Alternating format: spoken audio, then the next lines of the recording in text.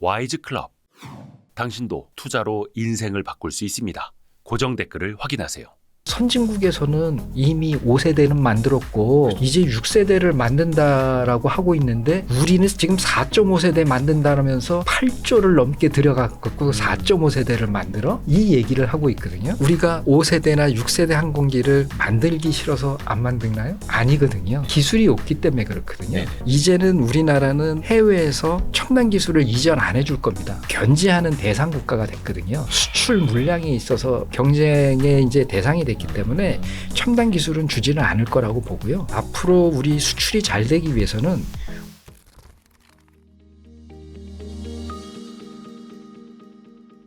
혹시 그 전투기나 항공기뿐만이 아니라 다른 전차라든지 어떤 지상무기 체계랑 네. 나중에 세트로 우리가 수출을 한다라든지 수출할 때 뭔가 시너지가 날 수 있는 측면도 있을까요? 그거는 이제 상대방 국가에서 그렇게 요청을 해야 되는 거죠. 네네. 상대방 국가에서 요청을 하게 되면 끼어서 판다는 건 없습니다. 워낙에 이 무기 체계, 무기라는 것들은 비싸기 때문에 네네.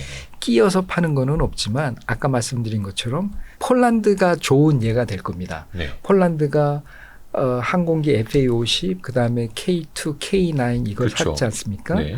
그러면 물량이 많아지니까 거기에 대한 절충 교육에 대한 요구도 많아지겠죠. 우리가 이만큼 사는데 뭐 좀 니들이 뭐 껴줘야지, 해줄 거니? 뭐 기술도 좀 네. 해줘야지 막 그래서 이런 식으로. 뭐 예를 들면 기술도 기술일 것이고 아니면 생산 시설을 우리나라에서 만들어서 해줘.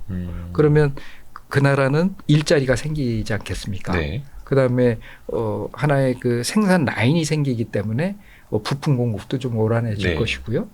그런 것들이 이제 협상의 어떤 대안으로 나설 거고요. 그냥 제 개인적인 생각에는 우리나라는 그런 협상을 잘할 거라고 봅니다. 왜? 그런 거에 너무나 많이 치여서 왔거든요. 아, 우리가 다 사러 수입을 갔을 했을 때. 네. 그러니까 그런 마음을 잘 알거든요. 그래서 그러니까 대처를 잘 할 수 있을 거라고 봅니다. 우리가 서름을 많이 겪었으니까 우리가 잘해드릴 네, 게요가 아니라 네. 우리가 서름을 많이 겪었으니까 그러니까, 우리도 이제 한번 네, 제대로 네. 팔아봐야지. 네네. 그러니까 그쪽에서 뭘 요구를 할 거다라는 것을 사전에 좀 짐작도 좀 할 수 있을 것 같고 그렇죠, 그렇죠. 그걸 어떻게 우리가 대응할 건지 이런 것들이 이제 지금 방위사업청, 국방부, 그다음에 그러한 방산업체들 그게 다 같이 모여가지고 하나의 팀을 구성하고 있는 것으로 제가 알고 있습니다. 근데 사실 이게 국방 쪽 방산 무기 수출은 무기만 수출하는 게 아니라 네. 여러 가지 국가적인 정책적으로도 많이 좀 지원을 해줘야 되잖아요. 특히 그렇습니다. 금융 지원도 그렇고 네네. 사실 그 나라가 뭐 폴란드도 마찬가지고 이번에 뭐 기사 좀 많이 나오곤 합니다만 우리 당장은 돈 없어. 네. 근데 너희 무기 사고 싶어. 네. 돈 좀 빌려줘.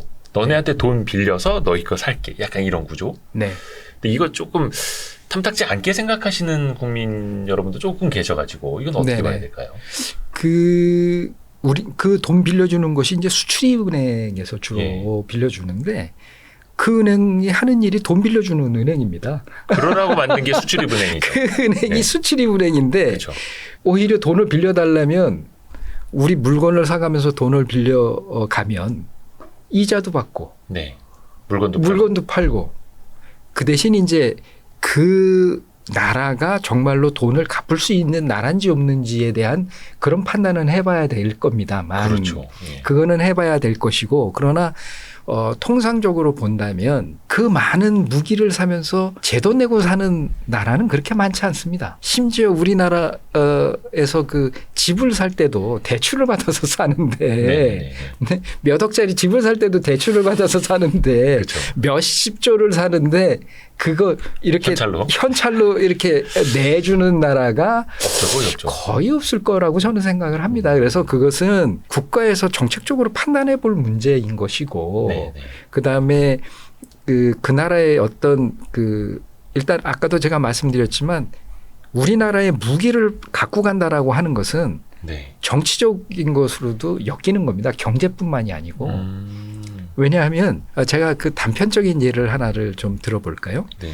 인도네시아가 F-16 항공기가 많이 있었습니다. F-16. 예. 네, F-16 항공기가 많이 있었는데 동티모르 사태로 인해서 예. 미국으로부터 인권 때문에 제재를 받았습니다. 그래가지고 F-16 항공기의 가동률이 제가 뭐 정확히 숫자는 모르겠지만 10% 20%뿐이 안 됐습니다. 다 주저앉았습니다. 왜 뭐 추가로 뭐 부품이나 필요한 걸 조달 부품이라든가 안 이런 해줘서? 것들이 네. 그러니까 모든 무기 수출 이런 것들을 막아버린 겁니다.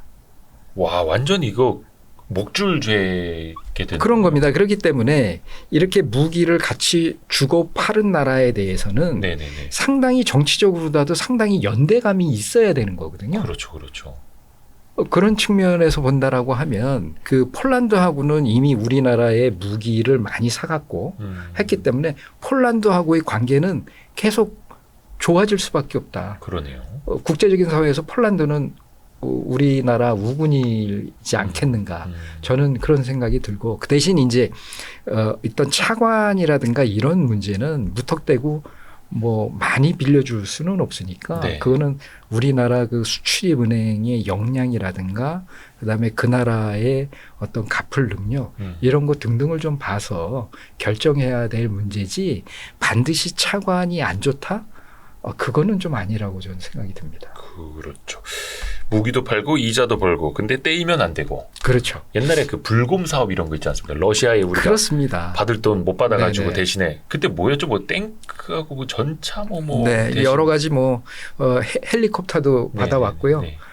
공군에서는 또 거기 그 훈련기도 받아왔고요. 야크 뭐더라 그것도 받아다 썼고요. 근데 뭐 결국에는 뭐 좀 지지부진했지만은 거의 다 뭐 어느 정도 해결이 된 것으로 제가 알고 있거든요. 네. 근데 어찌 됐든 간에 폴란드의 그 능력이 그 재정 능력이 어떻게 될는지는 잘 모르겠는데 그거는 반드시 반대할 것만은 아니고 네. 잘 좀 이렇게 진단을 할 필요는 있을 것 같다. 정치 외교적으로 또 군사적으로 우리의 간접적으로 또 이제 영향력이 그렇습니다. 글로벌하게 더 네. 커질 수가 네. 있는 거니까요. 그 아까 좀 그 기업들 우리나라 방산 기업들에 대해서 좀 언급을 좀 해주셨는데 네. 방산 기업들의 경쟁력 측면에서 봤을 때 네. 규모는 커지고는 있는데 그렇죠? 네. 기술적인 난이도는 뭐 국방과학연구소라든지 이제 같이 가는 거고 네. 기업 경쟁력 자체는 과거 수준하고 봤을 때 어느 정도나 좀 올라왔다고 혹시 느끼세요? 지금 경쟁력이라고 하면 이제 해외를 그렇죠. 말씀하시는 해외에서 이제 거죠. 앞에 K자가 붙지 않습니까? 네네. K자가 붙는다라는 건 이제 수출 산업이 된다라는 얘기고 네네. 과거에는 방사는 그냥 내수 우리 네. 국방부에서만 방사청 통해서 요 정도였는데 이제 수출이 가능한 시대가 확실히 됐으니까요. 제가 정확한 그게 그 순위가 이렇게 쭉 나와 있는데 네. 한화 쪽하고 그다음에 한국항공 그다음에 LIG 넥소는 상당히 그 높은 범주에 들어가 경쟁력이 있는 것으로 제가 알고 있습니다. 그 세계 방위 산업 기업 그 기업들 순위에 네네네. 좀 많이 들어가 있는 그렇다고 그 뭐 10위권 내에 들어가 있지는 그렇지는 않고요. 않죠. 그렇죠. 예, 않지만 그래도 많은 그 탑 티어는 아니지만 세컨 티어 정도는 들어와 있고 오. 계속 올라오고 있는 그런 단계로 알고 있고요. 네.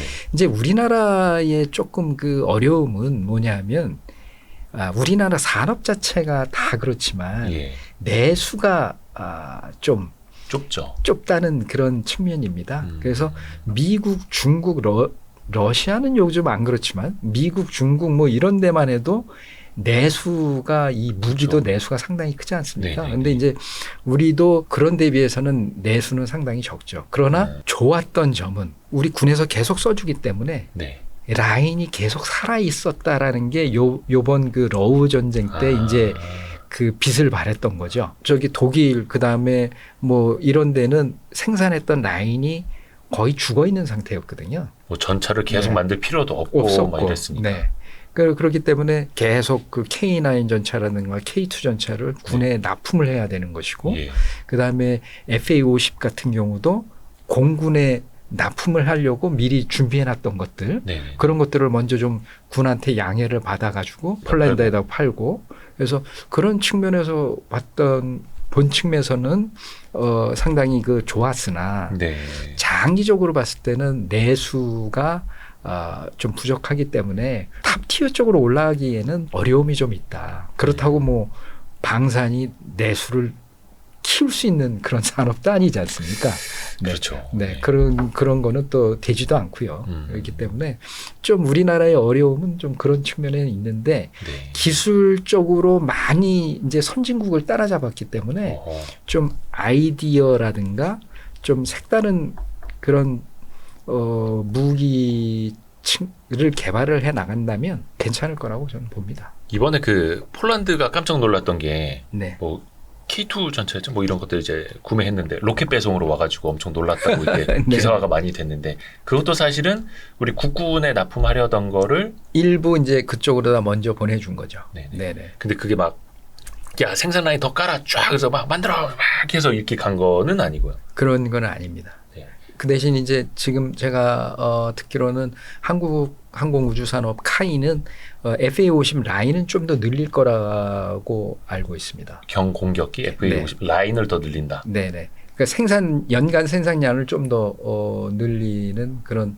거를 계획하고 있다라고 알고 있습니다. FA50도 계속 수출하는 국가들이 조금씩 늘고 있더라고요. 네네. 네네. 그게 이제 다른 국가에서 써보니까 그거 괜찮다. 이런 생각이 드는 거죠. 원래 이제 T50 그러니까 그 훈련기에서부터 시작을 한 건데 네. 그걸 계속 개량을 해서 무기도 붙이고 경공격기까지 된 건데 네. 그게 아직 조금 뭐 F16 정도에 비빌 정도가 혹시 됩니까? 무장을 많이 못 달았습니다. FA50에. 네네네. 그 FA50에서 달고 있던 무장은 그 재래식 폭탄, 그러니까 공대지용으로다 봤을 때는 재래식 폭탄과 제이담이라고 하는 GPS 유도 폭탄이 있습니다. 네네네. 그 정도 수준이고요. 그다음에 공대공 미사일은 단거리 AIM-9이라는 좀 오래된 그 무장군이 못 달았었거든요. 그다음에 레이더도 아까 말씀드린 것처럼 기계식 레이더. 그래서 요것을 좀 업그레이드 지금 하는 작업을 한국항공이 하고 있더라고요. 그렇게 되면 이제 무장도 여러 가지 종류의 무장을 달 겁니다. 지금 한국항공은 독일로부터 장거리 공대지 순항 미사일, 우리 F-15에 달고 있는 게 있거든요. 네네네. 그거보다 조금 작게 만든 것을 장착을 할 생각에 있는 것으로 알고 있고요. 그다음에 이제 그 폴란드에 보내는 그 버전 쪽에는 미국 레이션사의 A사 레이더를 장착을 하게 되면 FA50에도요? 네, 예. A사 레이더를 장착을 하게 되면 중장거리 공대공 미사일을 장착할 수 있습니다. AIM-120 예. 그 미사일을 다룰 수 있거든요. 그 AIM-120은 우리 지금 F-16, F-15가 달고 있습니다. 그 미사일을 달게 되면 장착할 수 있는 무장이 많아지게 되면 다양한 임무를 좀 더 할 수 있거든요. 그렇겠네요. 그렇게 되면 이제 옵션이 더 많아지기 때문에 수출 가능성도 좀 더 높아질 수 있다고 봅니다. FA50도 계속해서 개량이 되고 확장성을 가질 수 있고 계속 그렇게 되는 거예요. 그렇죠. 그러나 이제 어떤 추력이라든가 이런 것들은 변함이 없기 때문에 하지만 무장은 어차피 달 수 있도록 되어 있었던 건데 미국으로부터 허가라든가 이런 것들이 안 났던 거였거든요. 혹은 레이더가 그 능력을 못 쫓아갔다든가. 그래서 그런 측면에서 이제 업그레이드를 한다라고 하면 괜찮아지고 그다음에 공중 급유 능력도 지금 갖추는 걸로 되어 있거든요. 그렇게 되면 작전 반경이 좀 더 넓어지고 이렇게 돼서 그걸 원하는 나라들이 꽤 많아질 거라고 저는 봅니다. 그렇죠. 뭐 장 보러 갈 때 페라리 타는 거 아니라는 말씀처럼 모든 차를 다 제네시스로 갖고 있을 수는 필요 없는 거고 KF-21이나 뭐 F-35급이 아니더라도 FA-50 정도로 많이 좀 운용을 같이 할 수 있는. 여담으로 하나 이제 말씀드리면 필리핀이 FA-50을 사갔는데요. 그 두테르테 대통령이 그 여담으로 이런 거를 왜 사왔어? 뭐 이랬다가 그 필리핀에다가 그 제이담이라는 폭탄을 미국이 못 팔게 했습니다. 그래서 거기에 재래식 폭탄만을 달았던 걸로 제가 알고 있는데요. 그래서 필리핀의 반군하고 같이 내전이 일어났을 때 그 재래식 폭탄을 가지고 썼습니다. 재래식 폭탄은 그냥 이렇게 조종사가 봐서 조준경을 가지고 그냥 쏘는 거거든요. 거의 정확히 맞춰가지고 그게 뭐 유도 성능이 유도되는 게 아니고 그냥 떨어뜨리는 겁니다. 자유낙하를 시키는 건데요. 그럼에도 불구하고 매우 정확하게 반군을 공격을 해서 그 두테르테 대통령이 감탄을 했다. 저거 쓸만하네 이런 거요. 네네네. 그런 얘기가 많이 있었고 그것들이 많이 회자가 되고 있거든요. 네. 그래서 저 항공기는 그 되게 대단히 쓸만하다. 왜 그러냐면 동남아시아 같은 데는 사실 F-15 뭐 이런 비행기들이 사실 필요가 없는. 네. 주로 반군, 분쟁 이런 것들이 많지 않습니까? 네네네. 그다음에 저쪽 남미도 마찬가지고요. 네네네. 국가 대 국가 전쟁은 그렇게 뭐 이웃 나라끼리 그렇게 안 좋은 나라들이 그렇게 많지는 않거든요. 그래서 네. 그런 데는 아주 좋죠. 운영하기가. 아까 방산업체들 잠깐 이야기해 주셨는데 혹시 그게 맞나요? 방산업체들은 그 방사청으로부터 거의 이익률 한 10% 정도만 보장을 받는다라는 게? 제가 지금 퍼센테이지는 정확히는 모르겠으나 네네. 그 방산과 관련된 원가 지침이라는 게 있습니다. 예. 그게 대단히 복잡한데 저는 몇 번을 봐도 그 전문성이 없어서 잘 이해가 안 되는데 그 원가를 이윤을 몇 %를 주고 그거를 쭉 그 단가를 계산할 때 원가를 계산하는 방법이 있습니다. 네네. 거기에 그렇게 한 10% 수준일 거라고 보고요. 그 대신 이제 우리 방산업체들은 왜 우리 10%뿐이 안 주냐라는 불만은 있을 수 있지만 한편으론 반드시 10%를 보장해 주는 거지 않습니까? 다른 관점에서 봤을 때. 왜냐하면은 그래서 그 방산 원가라는 게 생긴 겁니다. 네. 뭐냐 하면 우리 방산업체들은 물량이 적지만 굶어 죽지는 않게 해줘야 된다 하는 그런 차원에서 반드시 이유는 몇 %는 보장을 해준다 이런 측면이거든요. 근데 이제 지금은 월급 체계들이 이제 막 높아지다가 보니까 예를 든다면 이겁니다. 옛날에 삼성이 그랬거든요. 삼성이 삼성전자하고 삼성에서 방산을 했던 삼성 탈레스가 있었거든요. 삼성 탈레스. 그 삼성 탈레스가 지금 한화 시스템이 된 건데 이 삼성 탈레스가 항상 불만이 많았던 거죠. 우리 전자에 비해서. 전자에 비해서 우리는 보너스도 없어. 뭐 그리고 삼성 전체 차원에서는 제대로 뭐 별로 벌지도 못해. 이런 측면. 그다음에 SDS가 한동안 방산을 했었습니다. 뭐 예를 든다면 어떤 그 정보화 시스템 이런 것들을 했었는데 나중에 손 떼고 갔습니다. 방산 쪽을 손을 뗐습니다. 왜 그러냐면 그냥 고정돼 있으니까. 그다음에 그 프로젝트를 따려면 아주 많은 노력을 들여야 되는데에 비해서 이윤은 적으니까.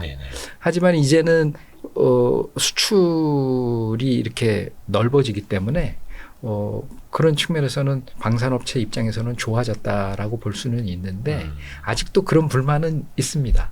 그런 불만은 있지만 그렇다라고 그거를 공개 경쟁을 시킬 수도 없는 거지 않습니까? 공개 경쟁을 옛날에는 오히려 전문화 계열화라고 해서 요거는 너희만 해. 요거는 너희만 해. 했었던 것이 그 김대중 대통령께서인가요? 그 이후에는 그걸 다 없애버렸거든요. 그래서 자유 경쟁을 할 수 있도록 했지만 결국에는 내수 시장이 적기 때문에 살아남는 업체들은 우리 항공 쪽은 카이 하나, 그다음에 항공전자 쪽은 한화 시스템하고 LIG 넥스원, 그다음에 항공기 엔진은 뭐 한화 에어로스페이스 이렇게 되어 있는 겁니다. 진입 장벽도 높고요. 그들이 이제 수출을 하게 된다면 훨씬 더 단가도 잘 받을 수도 있는 거고 이익률도 좋아질 수도 있는 거고. 저는 그렇게 느끼고 있는데 한 5, 6년 전까지만 해도 그 수출 시장을 뚫기 위해서 상당히 좀 출혈을 많이 하면서 수출을 했던 걸로 제가 알고 있습니다. 그런데 이제 최근 들어서는 그래도 많은 이익을 좀 보고 있는 거라고 저는 듣고 있고요. 그만큼 뭐 우리 무기의 성능이라든지 입지가 더 좋아져서. 이제 무기는 아까 말씀드린 것처럼 단순히 그 무기만 파는 게 아니거든요. 그 항상 그 절충 교육이라는 게 있기 때문에 기술과 같이 이렇게 팝니다. 그래서 무기가 비싸도 절충 교육이라든가 거기에 대한 반대급부들이 좋다라고 하면 그 무기를 구매할 수 있는 것이죠. 근데 이제 이런 절충 교육은 우리 그 방산업체만이 할 수 있는 건 아니죠. 정부의 어느 정도의 지원이 있어야 되거든요. 예를 든다면 무기를 파는 것 자체도 정부의 승인이 있어야 파는 거거든요. 그러니까 그런 측면에서 방산업체, 아까 말씀드린 것처럼 방산업체, 정부 한 팀이 돼가지고 지금 계속 그런 시장을 늘려나가려고 노력하는 것으로 제가 알고 있습니다. 마지막으로 그 산업적인 측면에서 볼 때 사실 이게 앞에서 말씀해 주신 것처럼 국가적인 사업으로 계속 수출 산업으로 키워나가야 되는 거잖아요. 그렇습니다. 전망을 하신다면은 뭐 당연히 뭐 좋게들은 보고는 있습니다만 네네. 어느 정도나 성장 가능할지 뭐 산업 전망을 좀 마지막으로 부탁드릴게요. 저는 그냥 예를 들어서 한번 말씀드려 보겠습니다. 네. 우리가 4.5세대 KF-21을 개발을 할 때 네. 언론과 그다음에 매니아들 중에서 네. 그다음에 이런 항공 쪽에 있는 분들 중에서 어떤 말씀을 많이 하셨냐면 네. 야, 지금 저 선진국에서는 이미 5세대는 만들었고 그렇죠. 이제 6세대를 만든다라고 하고 있는데 네. 우리는 지금 4.5세대 만든다면서 8조를 넘게 들여갖고 4.5세대를 만들어? 네. 이 얘기를 하고 있거든요. 예. 그러면 우리가 5세대나 6세대 항공기를 만들기 싫어서 안 만드나요? 아니거든요. 네네네. 기술이 없기 때문에 그렇거든요. 네네네. 그래서 이제는 우리나라는 해외에서 첨단 기술을 이전 안 해줄 겁니다. 아, 우리한테는 네. 이제 너무 많이 따라올까 봐. 네, 이제는 그 미국이라든가 여러 나라에서 견제하는 대상 국가가 됐거든요. 수출 물량이 있어서 지금 경쟁의 이제 대상이 됐기 때문에 첨단 기술은 주지는 않을 거라고 보고요. 앞으로 우리 수출이 잘 되기 위해서는 우리만의 독특한 거를 만들어야 됩니다. 예를 든다면 아까 말씀드린 것처럼 우리는 뛰어난 스텔스 전투기는 못 만들지만 네. 뛰어난 스텔스 무인기는 만들 수 있거든요. 아하. 우리 국방과학연구소에서 만든 뭐 가오리라고 하는 어떤 무인기 이런 것들은 만들 수 있거든요. 네. 그러면 아까 말씀드린 것처럼 KF-21을 유무인 복합 체계로 만들어서 하지만 뛰어난 스텔스 능력을 갖고 있는 윙맨 드론들을 가지고 그렇게 해서 운영을 하면 되는 거죠. 아하. 적진에는 드론을 보내고 적진 가까이에서는 유인기가 있으면 그렇게 해서 운영을 하면 되는 거죠. 그래서 저는 발상의 전환이 필요하다. 우리가 끝까지 계속 팔로워처럼 쫓아만 간다라고 하면 저 사람들 따라잡을 수 없습니다. 네. 미국, 프랑스, 그렇죠. 이쪽을 따라잡기 어렵거든요. 네. 하지만 좀 더 발상의 전환을 한다라고 하면 충분히 그런 측면에서 그거를 만들었다라고 하면 수출도 상당히 괜찮을 겁니다. 예를 든다면 이스라엘이 그런 나라거든요. 예. 이스라엘은 우리나라와 틀리게 우리는 미사일에 대한 공격, 북한의 미사일에 대한 공격 때문에 패트리엇도 와야 된다, LSM도 있어야 된다, 이런 미사일을 막기 위한 그 대공 방어 체계를 유지하지만 이스라엘은 그런 미사일 공격보다는 주로 로켓에 대한 위협 때문에 걔들은 아이언돔이라는 거를 만들었지 않습니까? 그러니까 그런 아주 독특한 무기들이 팔린다는 거죠. 그다음에 이스라엘은 또 항공기 전투기는 만들지 않지만 전투기나 수송기를 개조하는 것은 또 아주 뛰어난 기술을 가지고 있습니다.